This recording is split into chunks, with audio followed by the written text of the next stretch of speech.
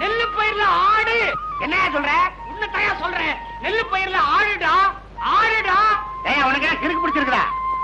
அறையில ஆடா. எங்க சுத்த பைத்தியக்காரனா இருப்பான் போல இருக்குதே. நெல்லு வயல்ல ஆடு ஆடுங்கறான். ஆடல என்ன அடிப்பானோ? ஆடுடா.